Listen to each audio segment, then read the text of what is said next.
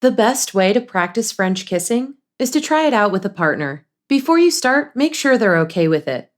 Say something like, I've always wanted to learn how to French kiss. Want to try it with me? If they say yes, take some time to prepare. Since French kissing involves a lot of super intimate mouth to mouth contact, always make sure your breath is fresh before you start. Brush your teeth, swish some mouthwash, or use a breath mint. Don't forget to use some lip balm if your lips feel rough or dry. You can also set the mood first by watching a movie with some steamy kissing scenes, or dimming the lights and putting on some romantic music. When you're both ready, lean in close and tilt your head slightly to one side. Close your eyes and bring your lips up to your partner's.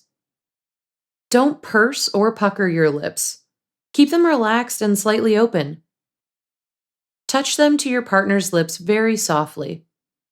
Next, gently touch their lips with your tongue. If they respond by opening their mouth a little, try slowly pushing your tongue inside their mouth. Be careful not to go too fast or too deep. Just touch their tongue gently with yours, or move your tongue around slowly over their tongue, lips, or teeth.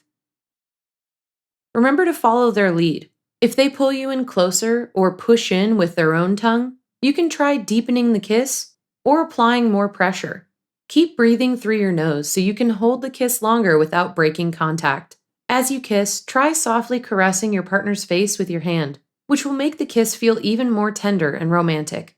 If you can't find a partner to practice with just yet, don't sweat it. You can always try out these same techniques on your hand by loosely curling your fingers into an O shape to represent your partner's lips.